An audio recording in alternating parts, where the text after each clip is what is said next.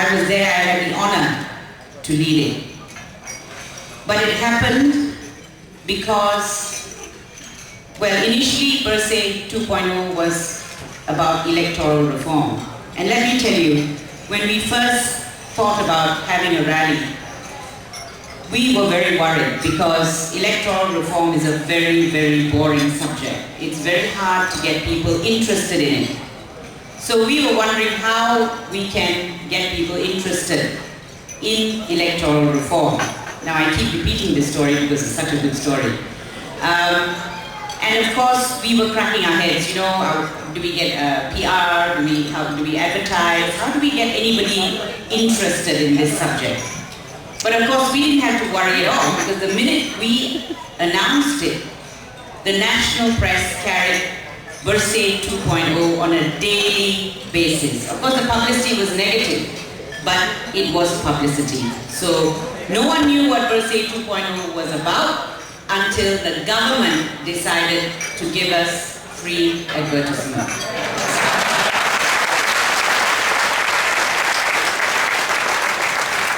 And I've said this, I'm tempted to send a thank you note to the government to say we couldn't have done it without you.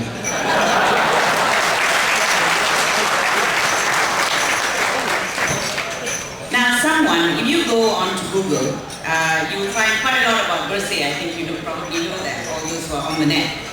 But someone has actually compared Bersih in 2007 with Bersih in 2011. Now, just to quickly let you know, in 2007, Bersih was essentially an organization that was run by politicians, mainly the opposition politicians, as well as NGOs. Bersih 2, on the other hand, was completely different. Bersih 2 was entirely a civil society movement. There were no political parties involved. So that's the difference between Bersih 1 and Bersih 2. Now in 2007, this is what the Prime Minister said about Bersih 1. He said, they are challenging the patience of the Rakyat, who want this country to be peaceful and stable. That is what they are challenging, not me. Tapi saya mesti kata saya pantang dicabar. This is the former Prime Minister. In 2011, this is what our Prime Minister said. He said, Bersih Chairperson Ambika should not think herself so strong. We will not budge at all, fighting for the truth. We will keep our claws. I never understood what that meant, actually. But then he goes on to endorse the Silat groups, if you recall. We had Silat groups, there was a fiery speech, and some of them said it could not control its members' emotions if they were opposed. You also remember that there were exercises being carried out by the army at that time. All this was really to ratchet up the pressure against Bersih 2. Now in 2007, this is what one of the ministers said about Bersih 1. He said, from what I understand, police did not issue the permit as the organization is not a registered body. It also did not obtain permission from the City Hall to use Merdeka Square. We learned that a march would also be held which could disrupt public order. Based on these reasons, police are not allowing the gathering to take place. In 2011, the minister said, just because they met with the king does not mean they are no longer illegal. Do you remember that? I actually thought that was insulting, but nevertheless. Then, these words.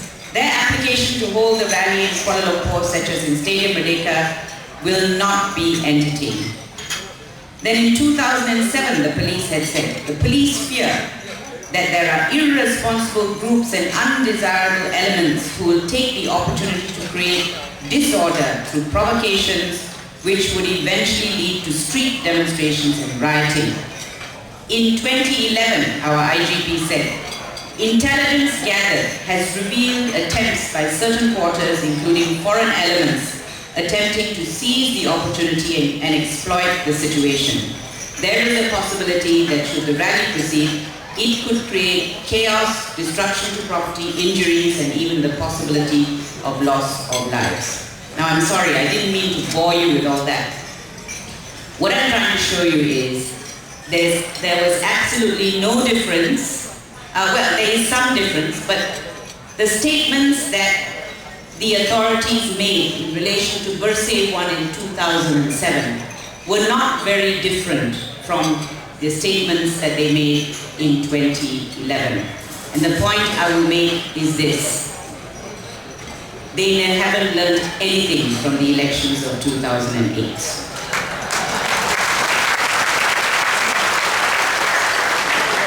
And do you think they have learned anything from Bursay 2.0 as well? I have my doubts. I have misgivings. I like to give the benefit of the doubt. Don't get me wrong. I do like to give the benefit of the doubt. But sometimes when it becomes a habit, where you make promises and then you backtrack on that, that becomes a habit, then it's a habit that's very hard to break. And my own belief is, post-Bursay, one of the things that happened was this announcement by the Prime Minister setting up of the Parliamentary Select Committee. Now that was a wonderful thing. Let me tell you, it's a historical thing. It's never been done before. And why that is important is because if they were genuine about electoral reform, that is actually quite a good way of resolving those issues. But having set that up, they immediately announced that this doesn't mean that the changes will be made before the 13th general elections. Now, it lies within their power and within their knowledge and within their hands to say that they will not hold the general elections until the PSC finishes its work. Now, if they had made that announcement, then the Rakyat can say, they mean business. The PSC is not just an eyewash. Now, why would you set up a Parliamentary Select Committee and then rush and say, but this doesn't mean we're bringing in reform before the 13th General Assembly? You know what that means? It means there's going to be no reform before the 13th General Assembly. That's what it means. Because it's very easy to make the promise that they will bring change, because all the demands of Bursay are very, very achievable before the 13th General Elections. And this is why I'm very concerned that the PSC may turn out to be an eyewash. And this is why Bursay 2 has launched a new campaign called Clean Before 13, which is, we are insisting that the government implements all of Bursay's demands before the 13th general elections. Now, why are there only 8 demands? We haven't included redelineation, etc. in those 8 demands. That's because the 8 demands relate only to changes to be made before the 13th general elections, because those are immediate demands. There are long-term demands which can come later, but right now, these are the demands that we think can be achieved before the 13th general elections. So I remember hearing the election chairperson, and I gather he's in a meeting, he said the same thing. Oh, when Bursay first came to see us, they had 16 or 17 demands. Now it's only 8. That means we've solved the other 9. This is the statement that they made. No such thing. They haven't solved anything, and I'll come to the Election Commission in a minute. None of the issues that we raised have been sufficiently addressed by the Election Commission. And in fact, that is why we had the rally. Because we had a meeting, and unfortunately, they start from the premise that there's nothing wrong with the system. And you heard them say that. You heard them say that. That's what they were saying to you. They were saying Bersih is talking nonsense. Do you remember that? Bersih is talking nonsense. Everything is fine. Pakatan had won 5 states, therefore there can be nothing wrong with the elections, and so on and so forth. But immediately after the rally, and this is the wonderful thing about the Bersih rally, Bersih became the Rakyats. It was no more the steering committee or me or anything. The Rakyat took over. And you know how they took over? They have started keeping an eye on the election commission. And every day in the Malaysia Kini, if you recall, you would get some report or the other of something wrong with the electoral roll. Do you remember that? Now, how many of you even bothered about the electoral roll? Did you even understand it? You didn't. But suddenly there is a heightened awareness about the electoral roll and about what's happening. You all know about Project M, I think it was called. Augustine, I don't know, you mentioned it just now. I think it was Project M. Foreigners who were registered. That we are getting many reports of foreigners who are being registered as voters, as citizens first and then as voters. All this is happening under our nose. And I'm afraid those sort of issues, our 8 demands may not be able to cover. In fact, no amount of change to the electoral system can actually deal with that kind of cheating. Okay? Those are criminal offenses as far as I'm concerned. But what I think we should do as Rakyat is keep our eyes and ears open. That is the only thing we can do. And the minute we see anything that we don't like, report it to your Member of Parliament or raise it through the media. You find now the media becoming more like investigative journalists than they were before. This is the online media. I'm not talking about the government press. I'm going to call them the government press, mainstream media. I said before actually, if you read the mainstream media and you read the online media, it's as if you're living in 2 different countries. They are talking about Zimbabwe and we're talking about something else. Or we're talking about Zimbabwe and they're talking about some, I don't know, some ideal country. So it's so completely at odds, both the media. So I think that's what we should do. As Rakyat, we should keep our eyes and ears open. And now is the time to do it. By the way, I hope I'm not going to embarrass you, but I'm going to ask you, are you all registered to vote? And are you all going to vote? Yes. That's great news. Well, that's the other difference after Bersih 2. The number of people who came up to me and said, you know, I never bothered to vote. Now I'm definitely going to vote. And the number who came up to me and said, I was never registered to vote, I'm now definitely going to register to vote. So what a great achievement that is for Bersih. And let me tell you, this is what you can do if they announce elections. You can come out in huge numbers. Every single one of you ensure that everyone in your family and all your friends come out and vote. Because if you come out in large enough numbers, you can mitigate some of the fraud. Because how many people can they bring into a constituency, right? As foreigners or fraudulent voters, phantom voters and so on and so forth. If you come in large enough numbers, I'm not saying you can eradicate it completely, but you can mitigate it to a large extent. So that is something you should be aiming for. A huge turnout at the next general elections. That is something you must promise that you will do.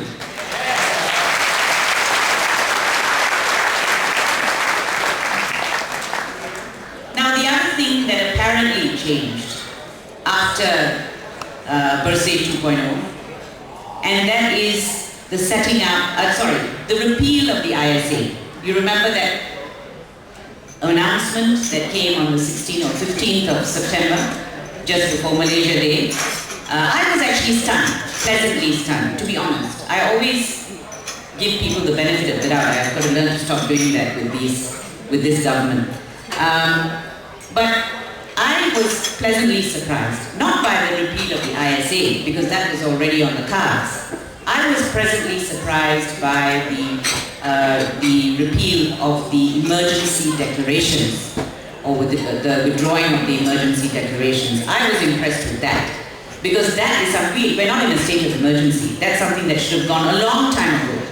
But that's in there, and because of that emergency declaration, they can bring in all kinds of laws under those declarations, which are, for example, the EO, under which Dr. Jayakumar was incarcerated for a month. And I think we allow far too many people to become incarcerated, to go to prison. We allow far too many people to be whipped, to face corporal punishment. In other words, we allow our criminal justice system to just carry on as it has been doing for the last, I don't know how many years, without any real regard for issues relating to liberty, to dignity of the human being, etc., etc. But that's another story altogether, and for another speech, which will take another 1 hour. But to me, actually, they owe you an apology, Dr. Jayakumar. They owe you an apology.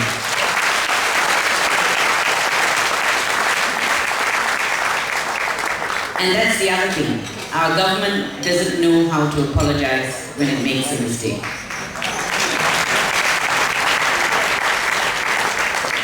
And you know, it really, that's leadership. In fact, that's statesmanship. When a leader can acknowledge he has made a mistake, instead of continuing to defend the indefensible, as they continue to do till today, in relation to Bursay 2. Now, they're carrying on, by the way. After Bursay 2, they didn't stop. They carried on and on and on, attacking Bursay.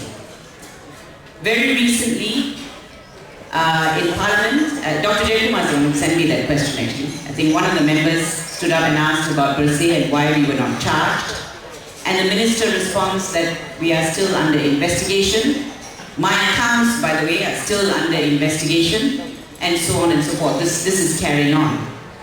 Then Utusan mentions my name today because they say PAS was so ready to follow that Ambiga, you know, on Bursay, but not prepared to follow Himpun. Well, I suppose I should thank them for, I mean, every time people forget about me, they say my name again for some reason or the other, and then everyone remembers Bursay. I suppose I should thank them for that.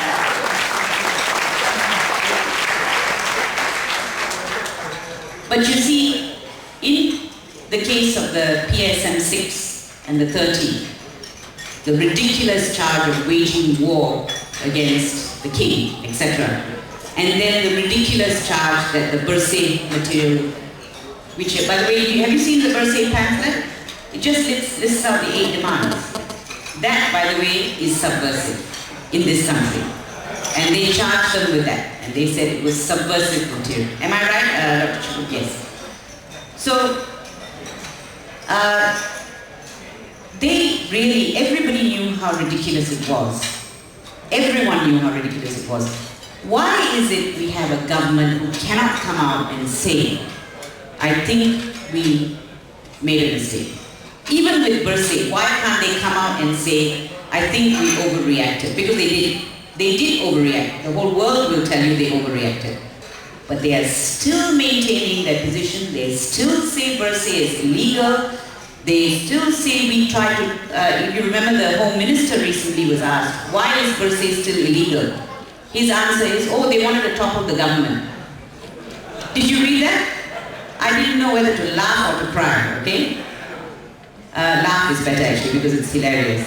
But really, are you kidding? Are you honestly, Minister of Home Affairs is honestly saying that Bursay wanted to overthrow the government? And you know what it stems from? It stems from an absolute paranoia after the Arab Spring. For some reason, and as someone said, why do you need to be paranoid? Are you comparing yourself with those dictators? Because if you think you're a dictator like them, then of course you should worry too. But this is the thing. That's what was concerning them, the Arab Spring. They were so worried that that was what was going to happen. So they used the sledgehammer approach.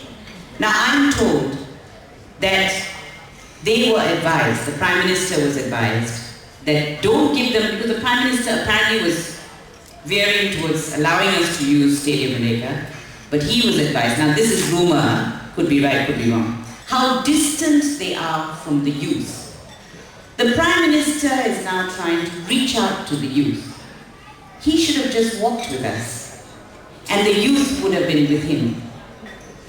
But instead, he's inviting them to football matches or whatever. I think so. I don't read all of it, but you know, yeah, they have this group hug thing, right? Yeah. So, but really, at the end of the day, that's not how you reach out to the youth. I don't think. I mean, I may not have all the answers. But you have to reach out to the rakyat, to the youth, to everybody, first by being honest with them. And that's what's the missing element. That's the missing element. Look at the budget.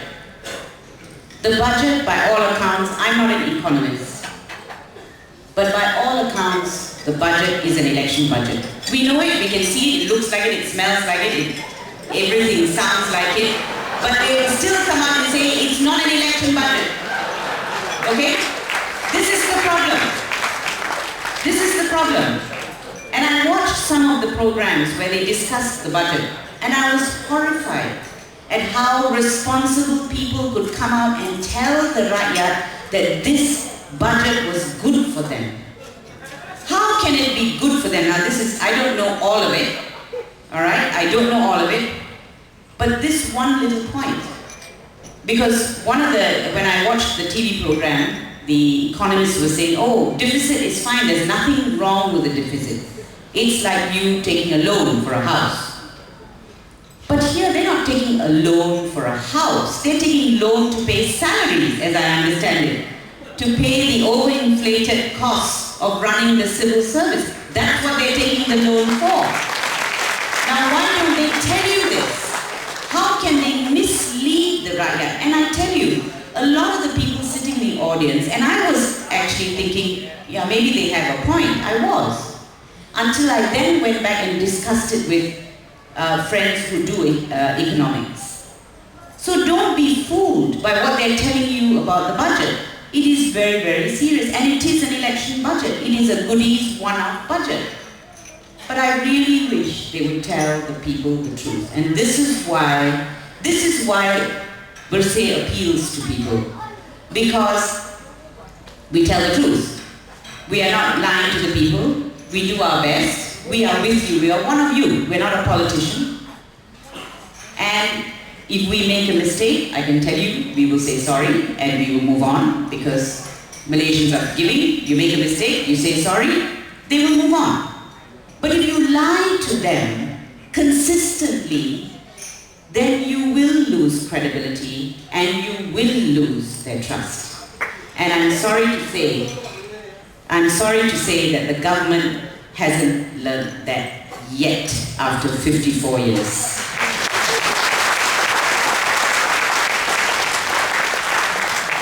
Now the ISA, coming back to that, the repeal of the ISA, they came out in flourish. Yeah, it's a good thing. I'm not denying that. It's a good thing, but the jury is still out on the two new legislation they're going to introduce to replace that. Well, let's wait and see what happens with that.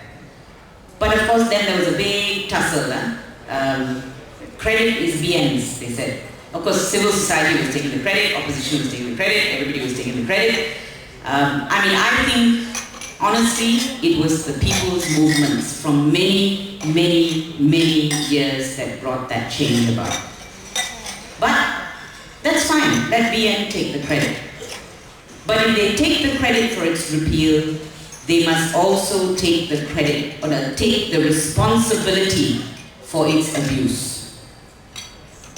You want to take the credit, fine, but please also take the responsibility for the years and years and years of abuse of this legislation.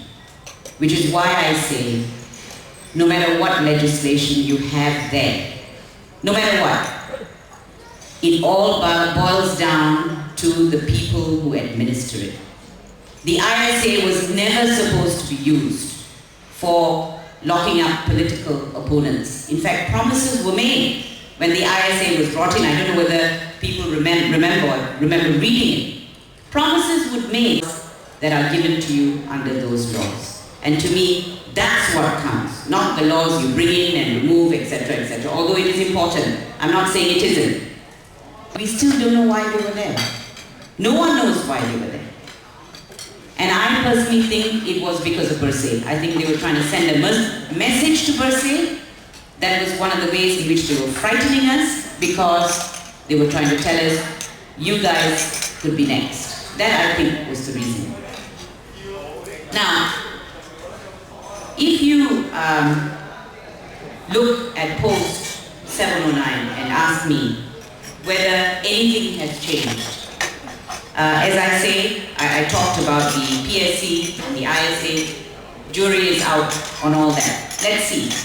Let's see whether they are genuine about bringing change. But as I say, the reason I don't think electoral change is going to happen is because they have already said that the demands may not be met before the 13 general elections. Now, I also said that it was my view that they were disrespectful of Parliament. It would be disrespectful of Parliament if they set up the PSC and dissolved it before PSC could finish its work.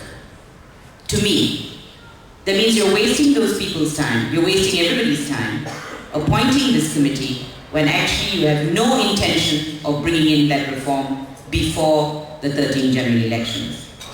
Now, as you know, Bersih also is still illegal. No change to that. We are challenging that in court. Nothing has changed about that. You've also seen Himpun. I have no quarrel with Himpun having an assembly, that's their right, fundamental right, blah, blah, blah, freedom of assembly, peacefully. But look at the way they were treated and look at the way we were treated. That's what I have a problem with. They were treated with kid gloves. They got permit 24 hours and they had police support, everyone's support. Of course it went smoothly. And as far as Bersih was concerned, of course we were treated like dirt for 6 weeks. We were demonized and that's what happened there. What kind of Malaysia is it that we want? What kind of Malaysia do we want to give our children? I think we have failed our children. But if you read the Bersih stories, and this is why I'm telling you, the people who walked on that day, many of them did it for their children because they realized that we have failed our children. And if we don't do something about it now, when we can, then it'll be too late. And that's why I think Bersih 2 happened, and that's why they can't stop it. What they forget is Bersih 2 is something, or Bersih is something that has captured the hearts and the minds of the people. And it's because they are standing against injustice. They are standing against corruption. They are sick to death of politicians who are dividing on the basis of race and religion. They're tired of it. They don't want this anymore. This is not the Malaysia we want to give our children. If you read the Bersih stories, there's a book on it by the way. If you read the Bersih stories, many of them say that. Many of them say, in fact there's a lovely letter from a father to a daughter saying, I did this for you. And that's why it is very hard to contain the spirit of Bersih 2. Collected here is 29,700.